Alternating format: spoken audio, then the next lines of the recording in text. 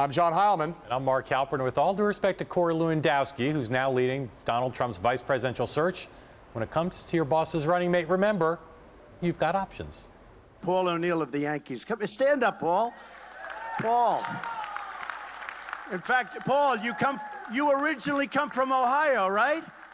Oh, wow. Paul O'Neill of the Yankees.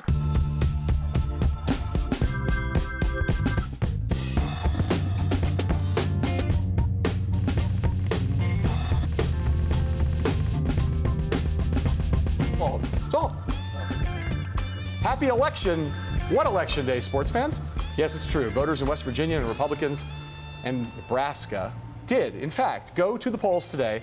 But with the Republican race basically settled and Hillary Clinton on a steady path to the Democratic nomination, the focus is instead on three general election battlegrounds: Florida, Ohio, and Pennsylvania. That's because Quinnipiac University is out with new head-to-head polls in those three crucial swing states that run counter to Clinton's current 7 to 12 point lead over Trump in many national polls.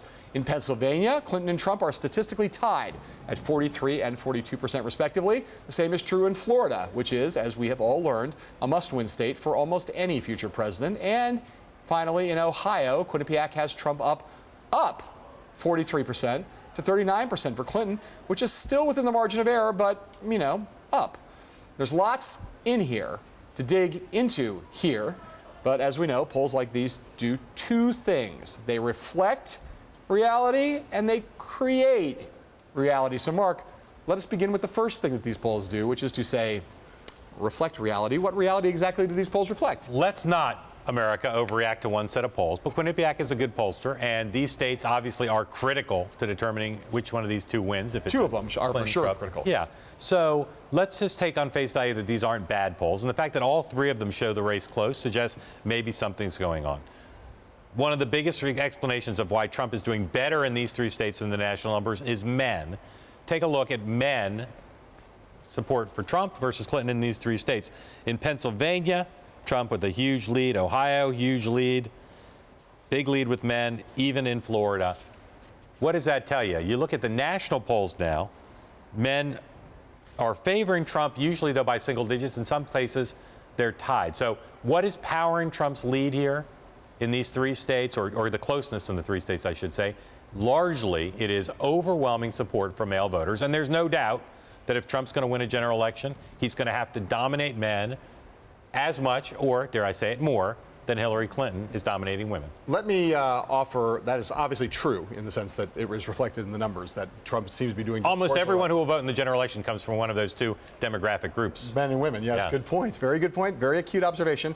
I will say I'll make another very acute observation here, that historically speaking, nominees from major parties get a boost in polling when they become presumptive nominees. Having that declared, that basically the race is over, that this is now the nominee, they tend to get a bump.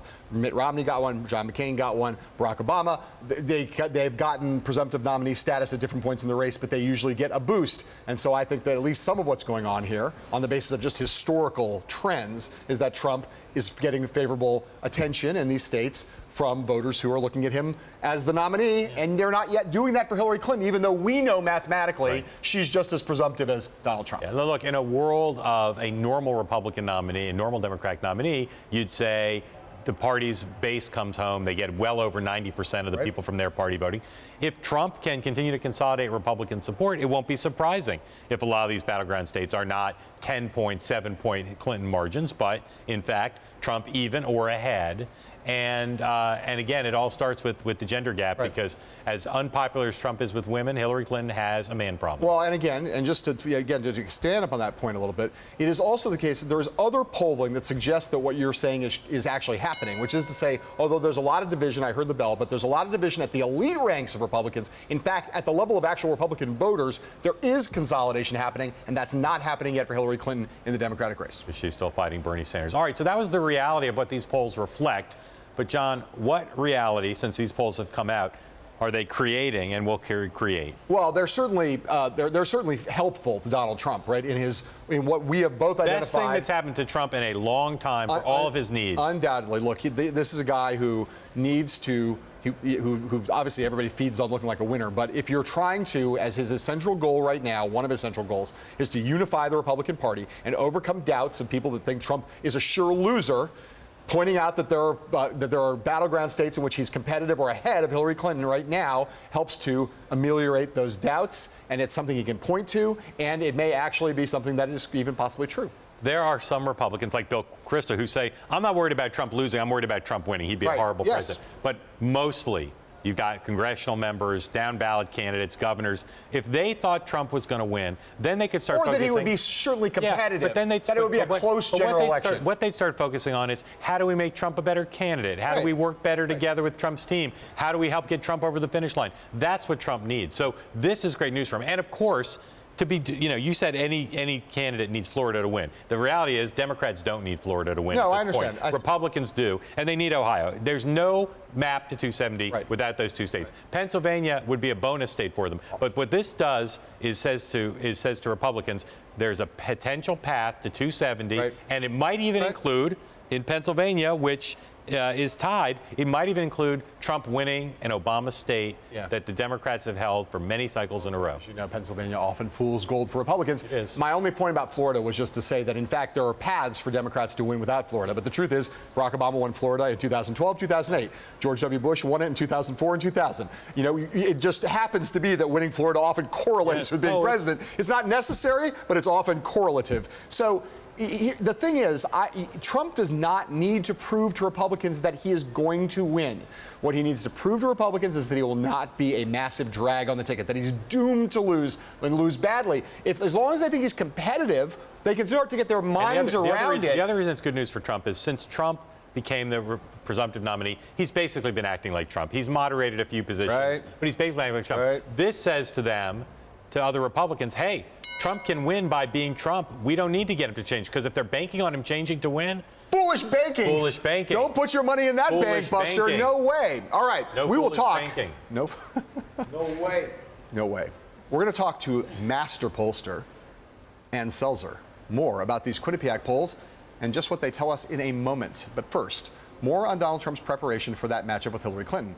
Aides of the Manhattan billionaire plan to travel to Cleveland this week to take a look at the planning that is now underway for the Republican Party's convention this summer. And yesterday, Team Trump met in Washington with Republican National Committee staff to discuss a joint fundraising agreement and how they can work together in the general election. So, Mark, as Trump makes his gradual and presumably inexorable ascent from presumptive to actual nominee of the Republican Party, will he allow Reince Priebus and his team to keep their jobs? Now, we're hearing different things about this. I think Trump and Paul Manafort and Corey Lewandowski are so busy, and Reince Priebus and his team are so resistant to giving up power, that I think the Trump people probably are willing in the short term to see, can the Republicans do this? Let them keep planning some of the convention, let them keep doing a lot of the research, a lot of the organizing, and see how they do.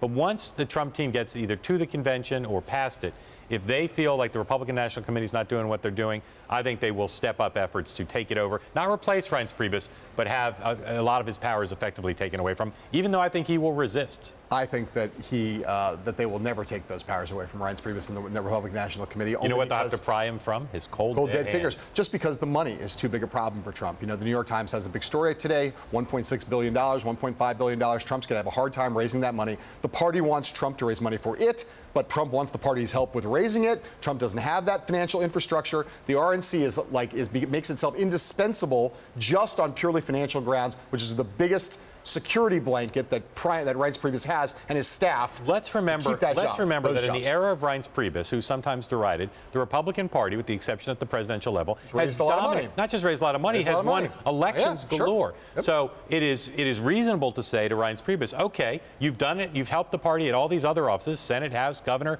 state legislatures. Prove it. Do it at the presidential level. Right. Again, I don't know where Trump, I mean, look, there are people, we've noticed there are some new bundlers coming into his world, and there are some billionaires, but I don't know where he turns to raise that amount of money if he can't rely on the party for a big part of it. All right, up next, more powerful than the Wizard of Oz and exceedingly more visible. Ann Selzer, our pollster, shows us what's behind the curtain in those much talked about Quinnipiac polls that John and I batted around. We'll get to Ann's view of the numbers after these words from our sponsors.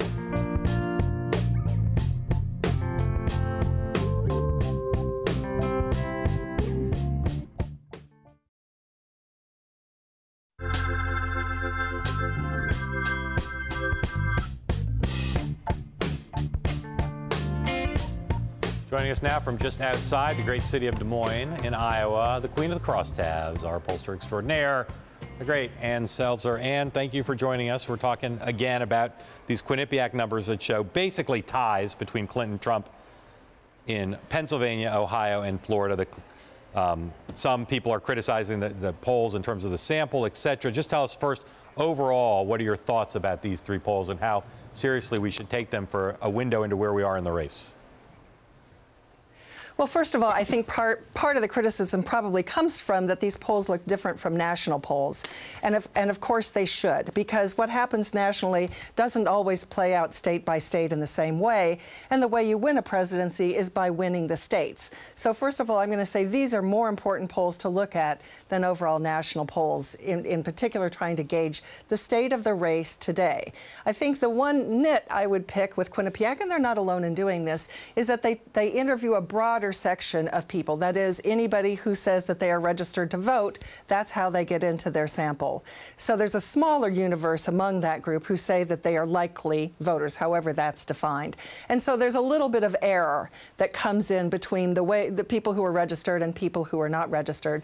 But it certainly gives us a baseline to look going forward about how these races change in these key swing states. And we know that sample matters a lot, and the question of how accurately do these polls end up reflecting what will be or what we think will be the composition of the electorate, racial composition, gender composition. Right. When you look at the sample on the basis of these three polls, do you like what you see? I do like what I see.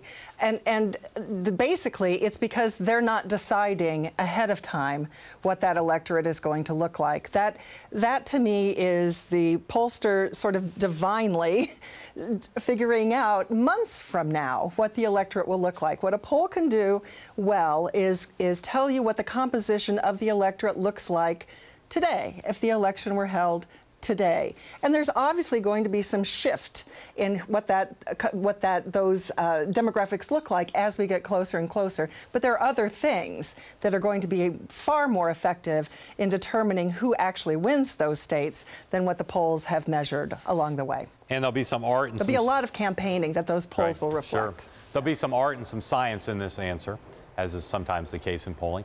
Is there a way to tell, just in general, if you look at registered versus likely, which is a debate we'll have all the way through November, is one or the other screen more likely to favor Trump or Clinton? What you find is that the difference that shows up tends to be in the proportion of people who say that they are independent. And that's a bigger group among all registered voters than it ends up being among all likely voters. So we always look at the independents as a critical group for what candidate is doing well among that group. So of course we're going to be paying attention to that. In Florida, the race is tied among independents in this Quinnipiac poll. In Ohio, Trump is leading by 3 points. In Pennsylvania, he's leading by 7 points. So that group of independents may, in fact, shrink a bit as we get closer to the election. Now, is that they are finding their party toward the end and it's really the same people? Or is it that the independents tend to drop out and more partisans come in? Right. That has yet to be determined. Yep. And we know that these two candidates are coming in with very, very high unfavorable ratings by historic standards for presumptive nominees. But just talk a little bit about what you see in the unfaves across these three states in these three polls. Well, I think the conventional wisdom going in is these are both candidates who have high unfavorables, and that's true, and these data bear that out. What I think was the conventional wisdom is that Donald Trump's unfavorables were much higher than Hillary Clinton's. And in these three states, in these polls, that is not the case. To the extent that one of these candidates had higher unfavorables, that was Hillary Clinton. Yeah. So, in fact, Ann, I don't think I've seen a national or state poll until these where Trump had better or close to equal favorable, unfavorable to Clinton, right? So these stand out in that respect. They do stand out in that respect. And again, I just reiterate that it's the states like this that are going to determine who wins the presidency. So getting this early read, and it is early, on exactly how things are shaking down in swing states is painting a different picture and an important one. And one of the things that is happening still in the Democratic race, which is still going on, is that Bernie Sanders is arguing that head-to-head polls show him doing better against Trump than Hillary Clinton. These polls will, in addition to making Donald Trump happy, will also make Bernie Sanders happy. What do you make of that argument that Sanders offers for why he would be a stronger general election nominee than Hillary Clinton? I think he makes a very fair point, which is that in these polls, our polls have shown it as well, that when you do a head-to-head with Hillary Clinton versus the field or Bernie Sanders versus the field, Bernie Sanders' numbers are uniformly higher than Hillary Clinton. So what is that telling us about the electorate? It certainly tells us that this is an electorate that is in the mood for a change. And given the opportunity to vote for a candidate that represents change, they are more likely to support that candidate. I can't tell you that a lot of those Bernie Sanders supporters, that when they're asked, well, what if it's Hillary Clinton, would say that they go for Trump because he's the change guy. And that would be an interesting crosstab for us to delve into. But it makes sense that the mood of this electorate, which has been the strongest predictor of how these primaries have played out, have landed on Bernie Sanders and landed on Donald Trump, two people that a year ago we would have thought had no chance, that they represented such a different path. But people want a different path. And a lot of speculation about whether Trump will get the psychological boost that would come from going ahead of Hillary Clinton in a national poll, whereas we've said she's still got a pretty big lead in ones we've seen. Do you see anything in the data, in the current national polls, that suggests Trump has that potential in the short term to pass her? You know, I have learned nothing if not that who knows what the next poll will show. So I think what Donald Trump is in the middle of is figuring out his way forward in terms of messaging, in terms of how it is that he wants to now compete for the presidency as opposed to just for the nomination. So everything that he does on every day between now and the next poll will influence what the next poll shows. Yeah. All right. Ann Selzer in Des Moines, or right outside Des Moines. Ann, thanks very much. Coming up, a who's who of Donald J. Trump billionaire's new fundraising team. We'll have that for you right after this.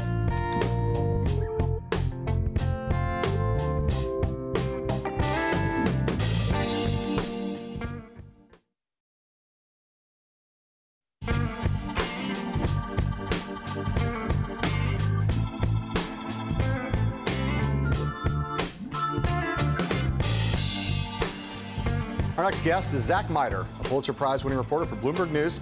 He's been on the campaign finance beat and joins us now to talk about some of the new names and the news related to Donald Trump's general election fundraising operation. Zach, good to see you. What is going on in Donald Trump's money world? So Donald Trump, during the primary, said he wasn't raising any money. Now, he did. People sent him some money anyway, but he wasn't really making a focus of raising money from the public. Now he's got a general election where he might need to spend $1 billion or more. So he says, never mind, now I'm going to raise money. And he's kind of starting from zero. So last week he announced his new national finance chairman, a guy named Steve Mnuchin, who's a kind of a hedge fund guy, and not a big pro when it comes to Republican fundraising circles. He's not a well-known name. And so we're going to it's yet to be seen how Trump's actually going to do when it comes to raising money. So one of the things that's been discussed is this notion of a joint fundraising agreement with the RNC, something Hillary Clinton already has with the DNC. What is the kind of the history and the rules of the road of a joint fundraising agreement? Why is there so much focus on it? Sure. So a joint fundraising committee would allow Donald Trump to not only raise money for his own campaign, but to raise money for the RNC at the same time, and also for many of the state political committees. And in the way Hillary Clinton is using it right now, she's got like 33 states signed up with this thing. So in one fell swoop, they can get a donor to write a check of like over $300,000 that goes to all these different places at once. And most of that money ends up going back to help Hillary Clinton in one way or another run for president. Why wouldn't that just be automatic? Why isn't that win-win for everybody? Well, It can be. That's why they do these fundraising agreements. But with a guy like Trump, where a lot of the states already voted for somebody other than the state Republican parties, that some states went for Cruz, some went for Rubio, and so it's gonna be a little more tricky to get all those states on board that they'll work with him to raise money for his election. So Mnuchin is not someone, as you said correctly, is not someone well known in the Republican fundraising universe. There have been couple big names that have come on board with Trump in the last couple of days, Scaramucci, some others, right? How's it going in terms of trying to get bundlers, people who have a track record of being able to put together big money for a presidential candidate? How is that going for Trump right now? Well, like you said, he's gotten some well-known fundraisers like Anthony Scaramucci's big hedge fund guy in New York who was a Walker guy and a Bush guy, and he's got some of those. There's reports that Trump is meeting today with Lou Eisenberg, who's the fundraiser for the RNC. He's a guy with a lot of connections who's raised a lot of money over the years for people. But it remains to be seen. If you look at the people who were kind of early behind him, a lot of them are people, some of them have plenty of money, but weren't really part of the network that was behind, George W. Bush back in the day, or behind Romney in 2012. And so the question is, can these kind of new faces like Mnuchin actually, somehow build a new organization or find people who can build it for him? Trump won the nomination on the cheap, right? He didn't spend the most, and normally the nomination's gone to the person who's raised and spent the most. Could he win the general election on the cheap? Does he need a lot more money, or could he be outraised 2-1 and still win? So in the general election, or in the primary, he basically took the strategy, as you guys know, of basically using his celebrity and his ability to say newsworthy or at least interesting things to dominate the news cycle. And so he didn't need to spend money on advertising the way other people did. In some ways, that might be a little trickier in the general election, where it's not so much a question of just being noticed compared to the 17 other candidates running, but it's really just a match of him and Hillary Clinton. On the other hand, he seems to have broken every rule along the way and succeeded in it. So, I'm not sure anybody can tell you for sure that he can't find a totally different way of funding his way to the presidency. We only have a few seconds left, but you don't have any doubt in your mind at this moment that Hillary Clinton has a huge fundraising advantage over Trump in terms of traditional mechanisms by which money comes in? Traditional mechanisms, absolutely. She's way ahead. All right. Zach Miter, thank you for coming on. We're going to see more of you because money really matters in this race. When we come back, the real Mark McKinnon, not the fake Mark McKinnon, the real Mark McKinnon, he'll be here right after this. I hope he has a hat.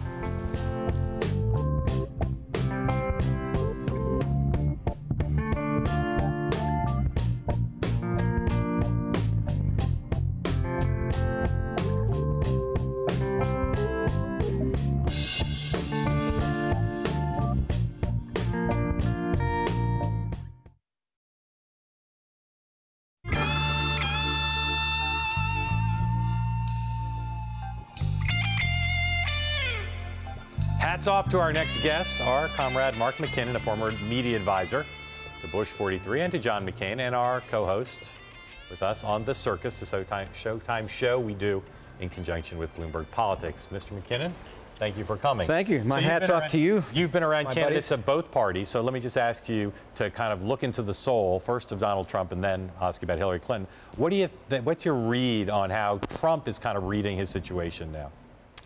Well, it's a classic situation that I remember with so many candidates where you get somewhere sort of on your own instincts and gut, and then you have everybody sort of trying to say, okay, now you've got to evolve, you've got to pivot, and so you have sort of some people, mostly your family, saying, let Donald be Donald, and you have others saying you've got to evolve, you've got to be presidential. So he's got that dynamic going, and I think his reflex is to just be Donald Trump and go with dance with what brought him here, which is what he's going to continue to do. But as you know, there are, as you've been saying, 1,000 decisions that he's got to make within a very short period of time. I think that's actually the biggest challenge is almost a logistical one. It's just to you know, you got to get a convention up and going, you got to get a VP pick. And these are things that the Clinton campaign is already locked and loaded on. They can be thinking about message and strategy. He's got to got all this blocking and tackling done. I will say, while the Trump family does want him to be himself, I think they've been a leading arguer to say we need to bring in some additional resources. Well, that's good, because they're the only people that can really do that, Yeah. you know. Yeah. It takes a family to You've do known that. Hillary Clinton a while. What's your read of kind of her frame of mind here in this phase? I think that I mean, the best thing that can ever happen to any candidate is to lose an election. You learn more from losing than you do from winning. So I think that she understands that there's only there's two ways to run, or there's one way to run, which is, you know, is to run scared or unopposed. So I think she and the whole campaign understand that you got to run scared. You got to run like you're 10 points behind. And Trump obviously is just a very different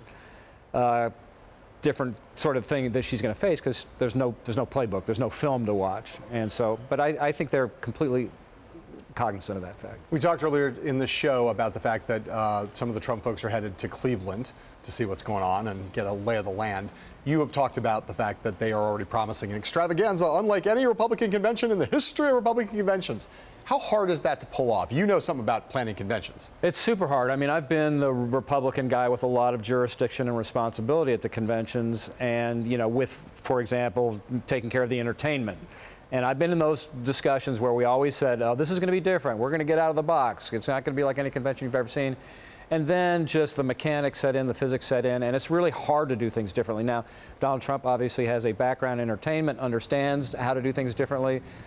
But I'll just tell you, I mean, for example, he's just hired a talent agency, I think, to help get talent. I'm just telling them right now, you're going to have a lot of trouble finding A-list entertainment that wants to come out and be featured at a Republican convention. I like the way you looked right in the camera when you did that. I'm going to tell you right now, meet me at camera 2. But one of the things that Trump has been true, it's been true so far, is that Trump has been able to, if not attract a lot of Hollywood stars, he's been able to get a lot of sports figures, other figures from popular culture. There's a card that he seems to be able to play. Again, he's not going to get Hollywood liberals to be on his side and movie actresses and rock stars, but there is a category of figures with great cultural salience that he seems to have a connection to. Yeah, coaches, sports figures, yeah. Tom Brady, people like that. Yeah, I think there's an element of celebrity that he'll bring to the table, which is part of the Trump factor. I mean, I remember those early concerts, I mean, early events that he'd do. Right. You know, a lot of people were just coming for the celebrity factor. They just want to say, I saw him. You know, so there's an element of that that's, you know, a key part of the Trump brand. I've got a brilliant idea for them, by the way. Stern. There you go. Howard Stern goes to Howard Cleveland. Stern in an empty chair. Oh my God. Give me 3 factors. I think he will do better than Clint Eastwood or the Oak Ridge Boys. Give me 3 factors that you think will be as big as anything else in determining who wins Clinton v. Trump. I think an external event could swing. Martian invasion. Martian invasion. Something unknown. Something unknown. Okay. You think that's funny, Martian invasion? You know, an economic cataclysm of some kind, like what happened in 2008. And, you know, I think in many cases we say the VP doesn't really matter. I think in this case it might. I mean, I think it'll make a difference. What about 3 things that they can control? VP they can control, but what are 2 other things that they can control? Well, the most important thing that they can control is the debate, and this will be the most watched debate in all of history. And the ratings are going to be off the charts. I mean, people would be watching this around the globe, not just in the United States. That's going to be the most important thing of this campaign by far, and they can control that. It's going to be fascinating. You know, you wrote recently in Time magazine about a lot of these new LGBT laws and how the Republican Party's on the wrong side of those issues. I want you to talk about that a little bit, but it seems interesting to me that Trump went where he went on the bathroom law in North Carolina and kind of decided to deviate from Republican orthodoxy there. Is there a way in which, not just talk about the way in which Republicans in general are wrong, but that Trump's kind of cultural liberalism as a New Yorker might actually benefit him on some of these generational cultural issues? I think it's going to help him. I mean, I think that's one of his assets, is that on issues where Republicans need to be more progressive, need to be more compassionate, he's headed in the right direction. He's headed where society is headed. And, you know, I mean, these laws that are happening in North Carolina, for example, you know, when we think about all the things that the Republican Party has trouble with strategically and what it ought to be thinking about and what it ought to be spending its time concerned about in terms of policy, LGBT bathroom rights is like on nobody's list. Nobody cares about that. And by the way, even if you had these ridiculous laws, how would you enforce that? I mean, nobody cares about it. It's not a problem, and you can't enforce it. But that sends a message to voters. It's like, you know, Republicans have their head in the sand. They're back in the, you know, in the 15th century somewhere on some of this stuff. So it just sends a bad signal. So, I mean, that's a good turn for Trump, that he's shying away from some of those really archaic. Do you think other Republicans approaches. have not moved on this issue because they are doing it out of principle, or because they're worried about their base, a backlash from their base? Well, I never want to exclude the possibility that principle is at stake, and that there are people who believe that, you know, that this is political correctness, that the society's gone haywire, and they're deeply rooted evangelical Christians. But I do think in many cases, that there is at least some element of political calculation, and that they think that they would lose votes, secure votes, by trying to bid for voters who they're never going to come their way anyway because of their views on other issues. Will the next Republican president support legal gay marriage? If there's a Republican president, they'll have to. They'll have to. They'll have to. I mean, I think in order to be president, they're going to have to. You don't have any doubt that George W. Bush in his heart of hearts supported gay marriage as president, even though he wasn't publicly for it. I think it was an evolution for him. You know, I think that he, like a lot of people, he came to discover that there were a lot of staffers around him and people worked for him that were gay. And I think that was he got enlightened about it over time. Right. I could have told him that early on. Yeah, I was going to say. Yeah. You said the vice president thing matters a lot. If Trump said to you, I can get anybody I want to say yes, who should I pick? Well, I actually think the latest rumor that I just saw about Bob Corker, that's a very sensible approach. I mean, a guy who's... Yeah, but if you got anybody... Oh, anybody. Well... Anybody. Trump says, magically, anybody I want will say yes. Colin Powell. Colin Powell. Yeah. National security, African American, that'd be a pretty big move for Trump. More than Condoleezza Rice. Rice would be great, too. Yeah, either one of those big. Given what Colin Powell's position was on John McCain, I can't imagine he's going to be. I can't imagine he's very sympathetic to Donald Trump. Same thing for Hillary Clinton. She says, I get anybody I want. Who would you ever pick?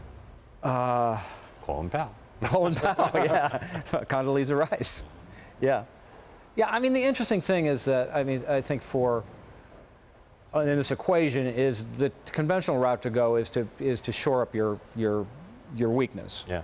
You know, do something that gives you geographic diversity, ethnic diversity, ideological diversity, whatever it might be. In Trump's case, I think there's some value to the notion of going unconventional, which means go the Bill Clinton route, which is double down on your strength, find somebody who's also kind of a maverick, unconventional.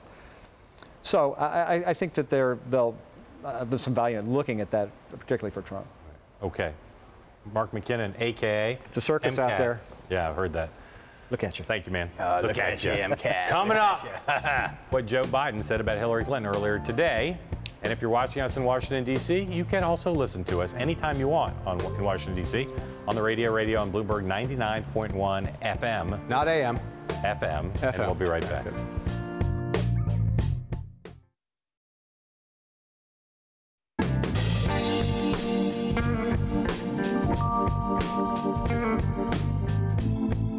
You bring up the next president. We're all anxious to see who she is. I feel confident that Hillary will be the nominee, and I feel confident she'll be the next president. That was Joseph Robinette Biden Jr. in our interview with ABC's Robin Roberts, which will air on Good Morning America tomorrow in the morning, because, you know, it's Good Morning America. We're joined now by our Bloomberg colleagues, Jennifer Epstein, who covers the Clinton campaign, and Jennifer Jacobs, who joins us from D.C. and has been covering the Republican side of the race. Two Jennifers here simultaneously in tandem. Jennifer in stereo. Jennifer Epstein, let me ask you this question. We saw Joe Biden. Biden has been like all over the place in this race. He says something, every once in a while he's throwing a bone to Bernie Sanders, next minute he's saying nice things about Hillary Clinton. What do you interpret about this latest Biden? You know, is that a head fake? Is that what he really wants Hillary to win? He wants her to be the nominee? What's the deal? I mean, he's been doing this a little bit, kind of saying she and a couple of times in the last month or so. I think he's at the point now where this is his way of doing a little bit of a nudge at Sanders to at least kind of back off a little bit from Clinton and just like let this primary process play out, even if he's going to continue in it, that he should just, you know, not do anything that's going to make the fall harder for the Democrats. Is Hillary Clinton, do you think, worried about her relationship at this point with Joe Biden? I don't think that that's at the top of her list. I think that they both are gonna kind of understand that they need each other a bit. I think that her campaign is very much looking forward to being able to deploy him to working class places, to a state like Pennsylvania, and that they'll be able to use him in that way when she's, reaching out to African Americans, or maybe Barack Obama's doing that and she's reaching out to women, or not to kind of stereotype people. But I think that there is that as much as there might have been some tension and that there was a lot of eyeing of each other in the fall, that they're all, at least for the next few months, are going to be focused on the objective of winning in November. Let me ask you this question before we move on, right? Jen just talked about, there was tension. There was a lot of tension. A large part of what was motivating Biden to think about running was that he thought he could beat Hillary and didn't want her to be the nominee. Do you think Biden, we all agree Obama's going to be a big part of the Clinton campaign. Is Biden going to be a big part of the Clinton campaign in the fall? I think his convention speech is going to knock people's socks off, and I think he'll campaign, as Jennifer said, in a lot of states. They will have basically 4 people out there: Bill Clinton, Hillary Clinton, president, vice president. Is going to be potent and hard for the Trump people to match. And maybe a little Michelle Obama too. Maybe a little Michelle Obama. Again, the tensions sure. of the past, at least. And Jill Biden. Yeah. And Jill Biden. They'll all be out there. Jennifer Jacobs, let's talk about Trump and the RNC. John and I talked about it earlier. Is this a normal relationship now, or are there aspects of it that are not normal, given the phase we're in? Well, it's starting to normalize. Things are starting to warm up. They're really starting to, embrace each other. I mean, the RNC opened up the floodgates yesterday to the Trump campaign and said, whatever resources we have, we will offer it to you. We are here for you. We'll help you fix problems. We'll do whatever we can for you. So just explain a little more, Jen, what's going on here? But Mark and I, Mark's question was about normalcy versus non-normalcy. What do the Trump people want? If they could snap their fingers, they would do what with Reince Priebus and his staff? Would they just make them disappear magically, or do they recognize some utility there, at least maybe on the fundraising side?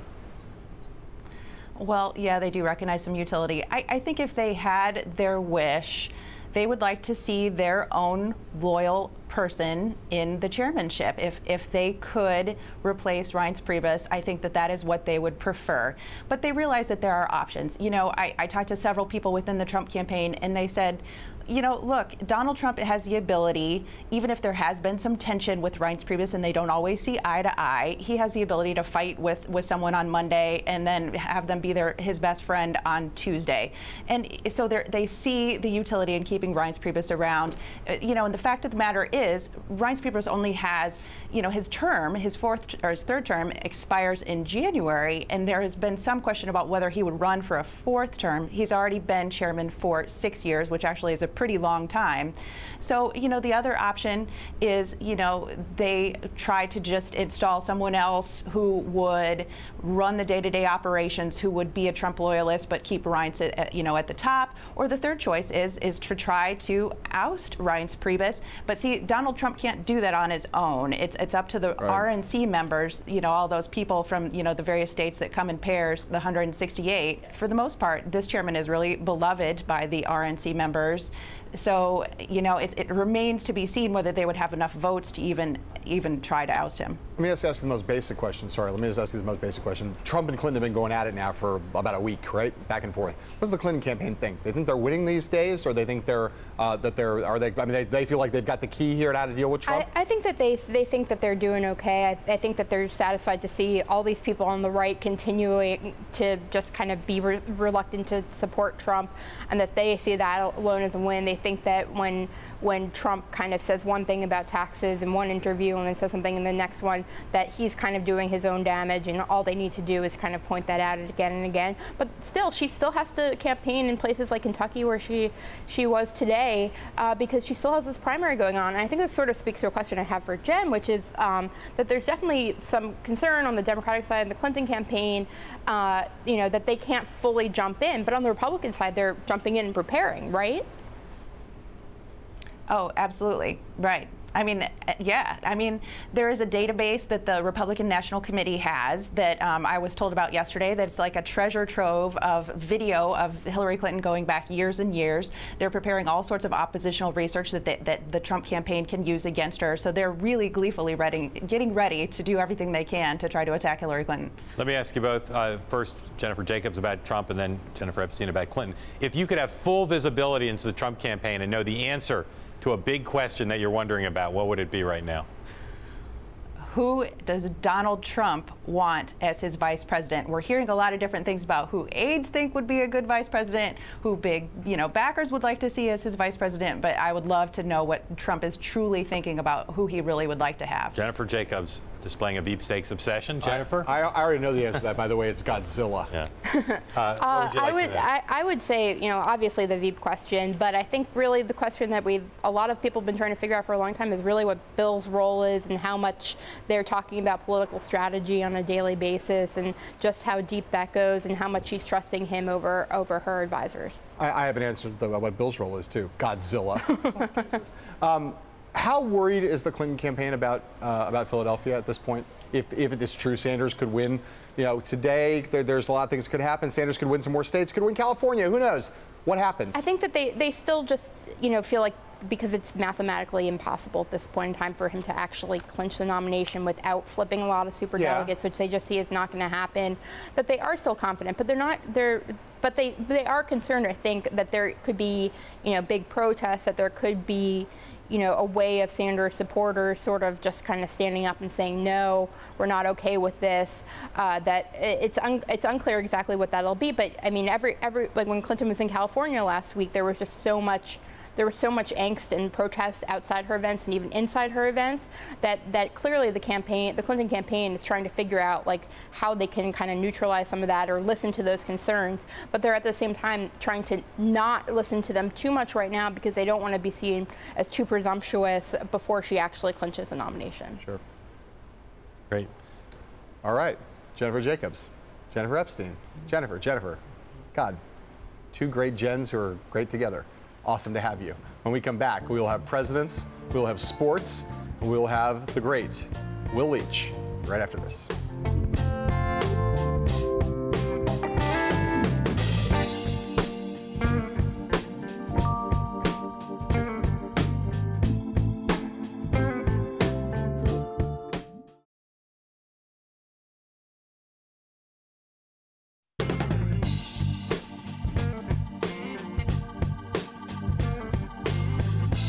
Political reporters, they love sports metaphors, whether something's out of bounds, a Hail Mary, or a full court press. Touchdown! You know who else loves sports metaphors? Our cultural and sports correspondent, Will Leach. He's been watching politicians for a long time, and he's noticed something. When it comes to favorite presidential pastimes, there's a new sport in town. Swish. For Reagan, it was chopping wood. Bush Sr. was making wakes. Clinton jogged, W biked. And Obama, well, his stress release is, of course, basketball. He plays with icons of the game on Easter in Kuwait. And he made it look cool. Play golf, like past presidents, and suddenly you're an out-of-touch elitist. But hit the hardwood, and you're one of us. Heck, Chris Bosh even said Obama's form looked good. Now enter the imitation as flattery thing. Bernie Sanders, the Knight of New Hampshire, his biggest win to date, showed off his solid form while waiting for results. Is this like some kind of a joke? How's he making every single one? That's a pretty good shot. GQ actually did some digging, and Bernie's fellow hoopsters described the Democratic Socialists as, quote, all elbows on the court, a baller who liked to be in charge. Hillary Clinton in 2007 claimed that she loved to play pickup basketball, though there was scant little evidence beyond that. As for the Donald, he has few hoop dreams. But in 1995, during the NBA playoffs, he did serve a bit of a joke as a cameraman for NBC. Of course, a pickup game is not without political risk. Richard Ben Kramer's immortal book, What It Takes, describes poor Michael Dukakis, after missing shot after shot during a photo shoot, actually being lifted by 3 players to help the candidate dunk like a 5-year-old on his daddy's shoulders. So beware, ballers. Sometimes it's best to just stay off the court.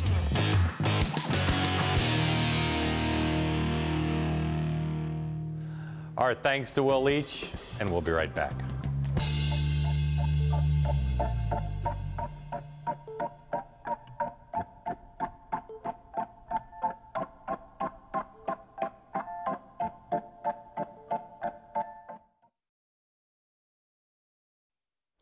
Okay, so it's time to play one of our most favorite games. Engaging in hypotheticals.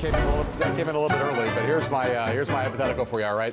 If Paul Ryan steps down or is forced out as the chairman of the Republican convention, who should Donald Trump select as his replacement? The answer is obvious. An articulate, attractive, smart, well-spoken woman who can speak about America and Donald Trump with equal measures of passion, Ivanka Trump. Oh, my God. Okay, I was going to say the person that you should always pick in any situation like this, James Addison Baker III. Always, always. Keep your eyes peeled for a very special video with our friend Jeff Daniels that's going to be coming soon to a Bloomberg Politics platform near you. We'll have that tomorrow. Coming up on Bloomberg West, Emily Chang sits down with the mayor of Boston. Until tomorrow, sayonara.